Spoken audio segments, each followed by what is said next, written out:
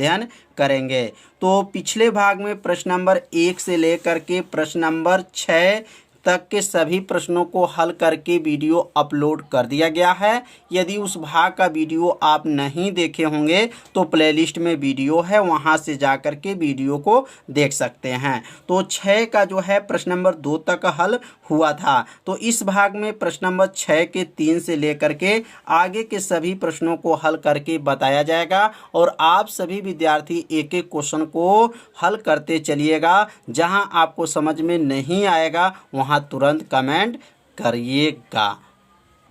तो question number जो 6 का जो तीसरा क्वेश्चन है, x plus Y plus Z है। यहाँ x प्लस जेड है, y प्लस जेड है, बराबर 9, 5, 7 दिया गया है। तो यहाँ पर लिखेंगे तुलना करने पर, यहाँ तुलना करने पर लिख लेंगे। तुलना करने के बाद से 3 समीकरण बनेगा। तुलना का पहला समीकरण क्या बनेगा, x plus Y plus Z बराबर क्या आएगा 9। समीकरण नंबर क्या बन जाएगा 1 बन जाएगा। दूसरा जो समीकरण बनेगा x प्लस जेड बराबर क्या होगा 5, समीकरण नंबर हो जाएगा 2। और तीसरा जो समीकरण बनेगा y प्लस जेड बराबर क्या होगा 7, तो यह बन जाएगा समीकरण नंबर 3। तो 3 समीकरण यहाँ पे बनेगा। अब क्या करेंगे, समीकरण 1 में से अगर समीकरण 2 को घटा देंगे तो 1 मान आ जाएगा और समीकरण 1 में से अगर 3 को घटा देंगे तो 1 मान निकल जाएगा। तो 2 मान तो इस तरह निकल जाएगा, निकलने के बाद से 1 मान बचेगा तो उसको भी हल कर लिया जाएगा। तो यहाँ लिखेंगे समीकरण 1 में से, समीकरण 1 में से समीकरण 2 को घटाने पर। तो अब यहाँ घटाएंगे, घटाने पर तो समीकरण 1 क्या है, x plus Y plus Z बराबर क्या है 9 है। और समीकरण 2 क्या है, x प्लस जेड बराबर क्या है 5 है। अब इसमें से जब घटा देंगे तो घटाएंगे तो चिन्ह क्या होगा, बदल जाएगा, या माइनस हो जाएगा और माइनस हो जाएगा और ये भी माइनस हो जाएगा। अब x से x कट जाएगा और z से z कट जाएगा। तो यहाँ बचेगा क्या, तो बचेगा y बचेगा बराबर 9 में से 5 घटाएंगे तो 4 आ गया। तो यहाँ y का मान जो आ गया 4 आ गया। अब समीकरण 1 में से जब 2 को घटाए हैं तो y का मान निकल गया। अब यहाँ लिखेंगे समीकरण 1 में से, समीकरण 1 में से समीकरण 3 को घटाने पर। अब समीकरण 3 को घटाएंगे, समीकरण 3 को घटाने पर। अब समीकरण 3 को घटाएंगे तो समीकरण 3 क्या है और समीकरण 1 क्या है, तो x plus Y plus Z बराबर क्या है 9 है। और यहाँ लिखेंगे y प्लस जेड बराबर क्या है 7 है। अब इसको घटा देंगे, घटाएंगे तो चिन्ह क्या हो जाएगा, बदल जाएगा, माइनस हो जाएगा और ये माइनस हो जाएगा और यहाँ माइनस हो जाएगा।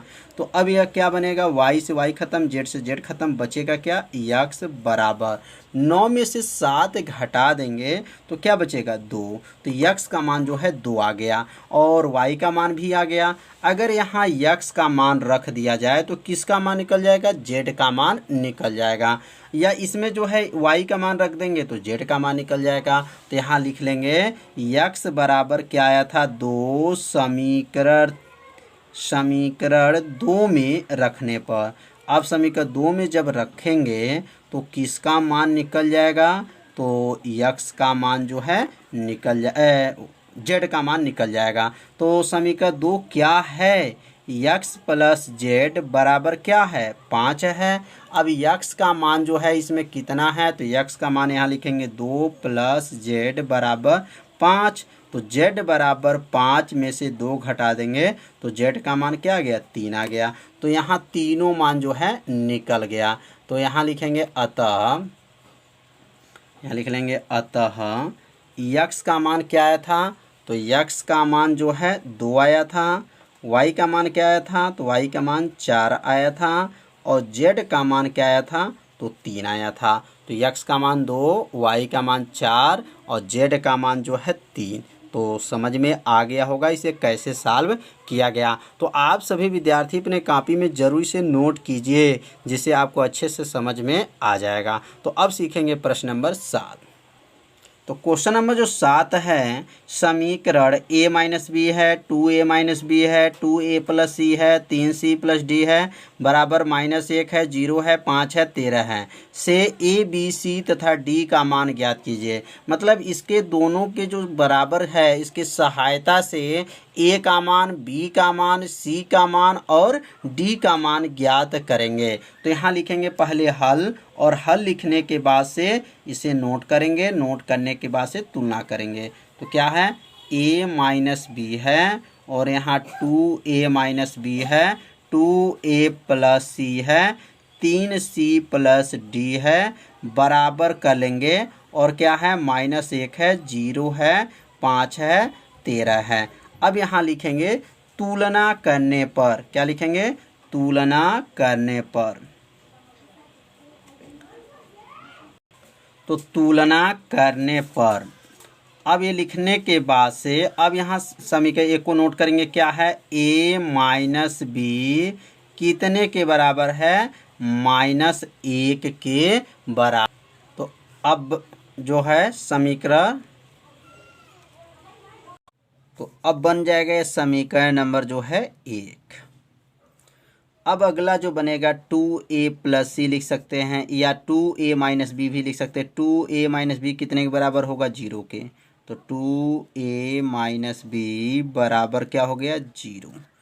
क्योंकि यह पहला से यह दूसरा ऐसे याद करेंगे। और यह जो है 5 के बराबर होगा और यह 13 का बराबर होगा। तो समीकरण नंबर यह हो गया 2। अब यहाँ पे लिखेंगे 2a प्लस सी कितने के बराबर होगा। तो लिखेंगे 2a प्लस सी बराबर क्या होगा। तो 2a प्लस सी जो है किसके बराबर होगा, तो 5 के बराबर होगा। तो यह बन जाएगा समीकरण नंबर 3। और यह जो लिखेंगे यहाँ पे लिखेंगे 3c प्लस डी बराबर क्या होगा, 13। और बन जाएगा समीकरण नंबर 4। अब यहाँ 4 समीकरण बना। तो अब यहाँ पे ए बी का मान पहले निकालेंगे। तो अगर ए बी का मान निकल जाएगा तो यहाँ ए का मान रख देंगे तो सी का आ जाएगा, सी का मान रख देंगे तो डी का आ जाएगा। तो ए और बी का पहले ध्यान देंगे समीकरण 1 समीकरण 2 को। ये माइनस है और ये भी माइनस है। तो समीकरण जो 1 और समीकरण 2 जो माइनस हैं तो समान चिन्ह में क्या करते हैं, घटाते हैं। तो यहाँ लिखेंगे समीकरण 1 में से, समीकरण 1 में से समीकरण किसको घटा दें, 2 को घटाने पर। समीकरण 2 को क्या करेंगे, घटाने पर। अब घटाया जाएगा।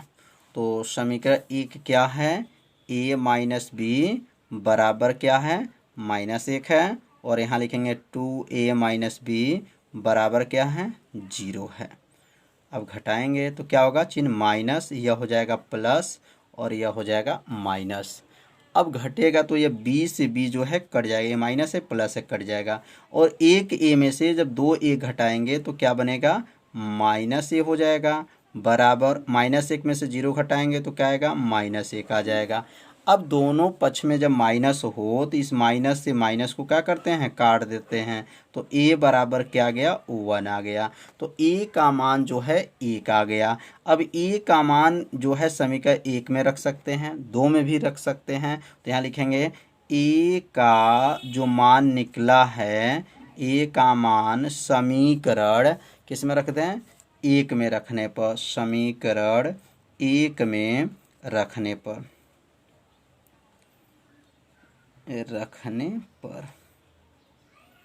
तो समीकरण 1 क्या है, a माइनस बी बराबर क्या है, -1 है। a का मान क्या है, 1 माइनस बी बराबर क्या है, -1 है।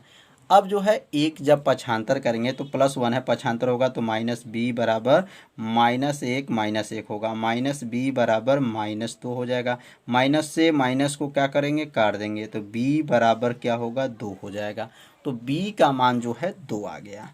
अब जब b का मान भी 2 आ गया, a का मान तो निकल गया। अब हमको निकालना है c का मान। तो c का मान निकालने के लिए क्या करेंगे, अब यहाँ पे ध्यान देंगे समीकरण में। अगर यहाँ a का मान रख दें तो किसका मान निकल जाएगा, c का आ जाएगा। और c का मान इसमें रख देंगे तो किसका मान आ जाएगा, d का आ जाएगा। तो अब यहाँ लिखेंगे नीचे कि a का मान जो है, a का मान समीकरण 3 में रखने पर, a का मान समीकरण किस में रखेंगे, 3 में रखने पर। समीकरण 3 में रखने पर तो समीकरण 3 क्या है, समीकरण 3 क्या था, तो 2a प्लस सी बराबर क्या है 5 है। अब मान रखेंगे 2 गुणे a का मान 1 है प्लस सी बराबर क्या है 5 है। 2 एक नम 2 प्लस सी बराबर क्या है 5 है।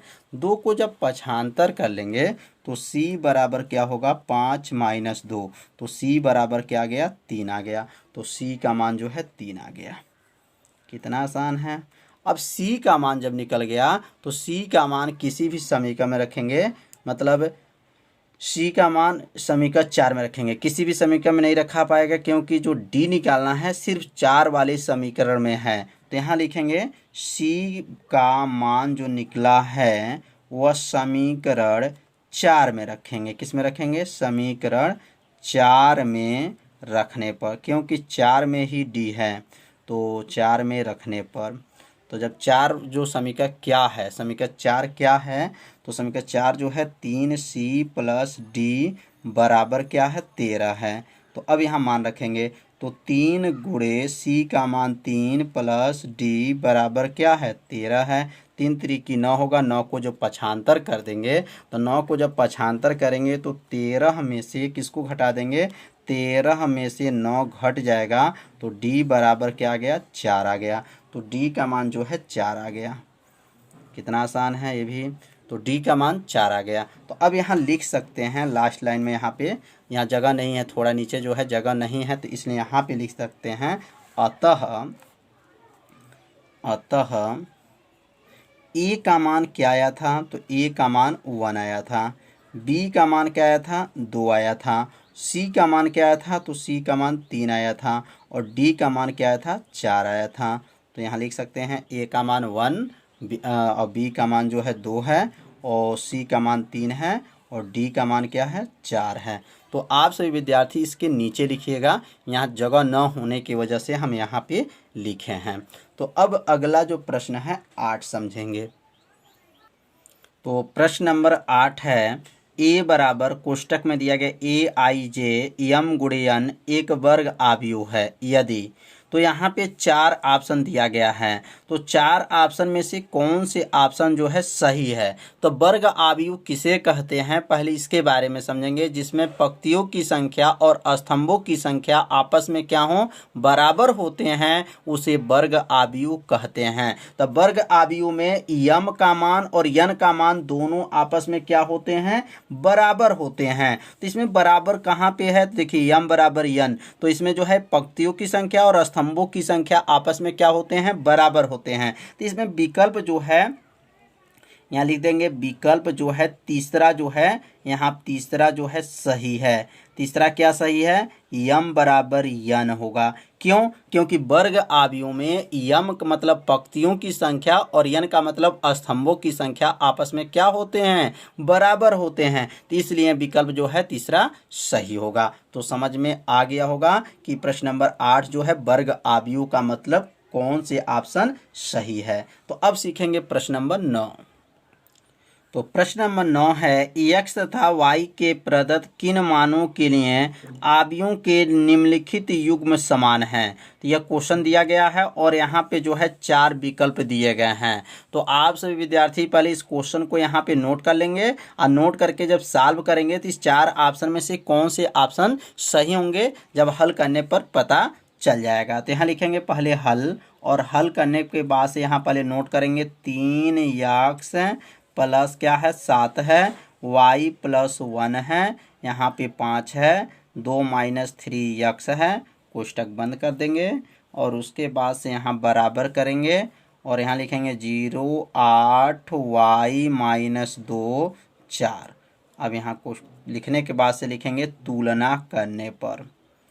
अब यहाँ तुलना जब करेंगे, तुलना करने पर तो यहाँ पे जो है 3x प्लस 7 कितने के बराबर है 0 के। तो 3x प्लस 7 बराबर क्या हो जाएगा 0 होगा। 7 को पक्षांतर करेंगे तो 3x बराबर -7। तो x बराबर क्या होगा -7 बटा क्या हो जाएगा -7 बटा जो है 3 हो जाएगा। अब इसमें देखेंगे x का मान जो है -7 बटा 3 है। तो इसमें 4 विकल्प में देखेंगे x का मान जो है -7/3 जो है नहीं है। देखिए इसमें मान नहीं दिया गया है। तो जब नहीं है और यहाँ पे एक x का मान और भी निकल जाएगा, तो यहाँ जब तुलना करेंगे 2 - 3x कितने के बराबर होगा, तो यहाँ लिखेंगे 2 - 3x जो है कितने के बराबर होगा, 4 के बराबर होगा। तो यहाँ लिखेंगे 2 - 3x बराबर क्या होगा, 4। 2 को पक्षांतर करेंगे, -3x बराबर 4 - 2, तो -3x बराबर 2 होगा। तो x बराबर जो है 2/-3। तो यहाँ देखिए यहाँ पे -2/3 है, लेकिन यक्स का मान जो है यहाँ पे 2 निकल गया है। तो यक्स का मान जब 2 निकल गया है और यहाँ यक्स का मान जो है एक ही निकला हुआ -2/3 है, तो यहाँ जो यक्स का मान जब 2 निकलने की वजह से ज्ञात करना संभव नहीं है। इसमें विकल्प कौन सही होगा, बी ऑप्शन जो होगा सही होगा। क्यों बी ऑप्शन सही होगा, क्योंकि इसमें जो है यक्स का मान 2 निकला हुआ है। तो इसमें लिखेंगे जो ऑप्शन बी होगा, यहाँ बी ऑप्शन लिख लेंगे बी, और बी में क्या है, ज्ञात करना क्या है, संभव नहीं है। क्यों नहीं संभव है, क्योंकि इसमें यक्स का मान 2 निकला है, संभव नहीं है। तो समझ में आ गया होगा कि यहाँ यक्स का मान 2 निकलने की वजह से जो ऑप्शन इसमें कौन सही होगा, बी, ज्ञात करना संभव नहीं है। तो अब इसका जो है लास्ट प्रश्न है 10। तो क्वेश्चन नंबर 10 है 3 × 3 कोटि की ऐसे आव्यूह की कुल कितनी संख्याएं होंगी जिनकी प्रत्येक प्रविष्टि 0 या 1 है। इसमें 4 ऑप्शन है। पहला जो है 27, दूसरा 18, तीसरा 81 और चौथा जो है 512 है। तो इसको पहले यहाँ लिखेंगे हल, और हल लिखने के बाद से लिखेंगे, और यहाँ क्रम क्या है, 3 × 3 कोटि का है। तो यहाँ लिखेंगे 3 × 3 के आव्यूह में अवयवों की संख्या क्या होगा। तो यहाँ लिखेंगे अवयवों की संख्या। तो 3 × 3 कोटि है, तो उसमें अवयव कितने होंगे, तो यहाँ लिख लेंगे 3 × 3 बराबर क्या होगा, 9। मतलब 9 जो हैं अवयव होंगे, क्योंकि 3 × 3 जब कोटि है तो उसमें अवयवों की संख्या क्या होगा, 9 हो जाएगा। और यहाँ पे मान जो दिया गया है 0, 1 लिखा गया, तो यहाँ लिखेंगे प्रत्येक प्रविष्टि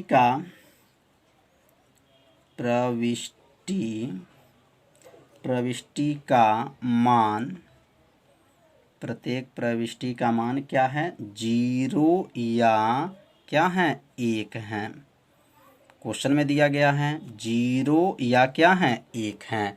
तो यहाँ प्रविष्टियों की, यहाँ लिख देंगे कुल प्रविष्टियों की संख्या क्या होगा, तो कुल प्रविष्टियों की संख्या, कुल प्रविष्टियों की संख्या। तो यहाँ कुल प्रविष्टियों की संख्या कितना है, तो यहाँ कुल प्रविष्टियों की संख्या जो है 0 और 1 मिला करके कितना हुआ, 2। मतलब संख्या यहाँ कितनी है, तो यहाँ 2 संख्या है। पहला संख्या 0, दूसरा संख्या 1 है, टोटल 2 हो जाएगा। तो आव्यूहों की संख्या क्या होगा, तो यहाँ लिख लेंगे आव्यूहों की संख्या, आव्यूहों की संख्या बराबर क्या आएगा, तो यहाँ लिखेंगे आव्यूह की संख्या, यहाँ कितना था, 9 है, 9 का पावर यहाँ 9 आया है, और यहाँ प्रविष्टियों की संख्या क्या था, 2 है। तो मतलब 2 का पावर क्या हो जाएगा, 9 हो जाएगा। तो 2 का पावर का 9 का मतलब क्या हो जाएगा, 2 का गुणा 9 बार करेंगे, 2 × 2 × 2 × 2 × 1 2 3 4, 4 हो गया, 5 6 7 8 9, 9 बार जब गुणा करेंगे तो गुणा करने पर क्या आएगा, 512 आ जाएगा। जब 512 आ जाएगा तो विकल्प कौन सा सही होगा, विकल्प जो है डी क्या होगा, 512 सही होगा। तो यहाँ पे ध्यान देंगे, यहाँ कुल प्रविष्टियों की संख्या 2 है और अवयवों की संख्या क्या है, 9 है। तो 2 का पावर जो है 9, तो यहाँ 2 के पावर जब 9 का मतलब 2 का गुणा जो है 9 बार करेंगे तो 512 आ जाएगा। तो यही इसका क्या हो जाएगा, आंसर हो जाएगा। तो यह प्रश्नावली 3.1 जो है समाप्त हो गया, और आप सभी विद्यार्थी से अपने कॉपी में नोट करते चलिए। तो कल के अभ्यास जो बनेगा 3.2 के बारे में बताया जाएगा। तो यदि मेरे चैनल पर आप पहली बार आए होंगे तो मेरे चैनल को सब्सक्राइब और घंटी दबाना मत भूलिएगा, क्योंकि आपके लिए ही यह लाइव क्लास चलाया जा रहा है। तो मिलते हैं अगले भाग में, तब तक के लिए सभी विद्यार्थियों को नमस्कार।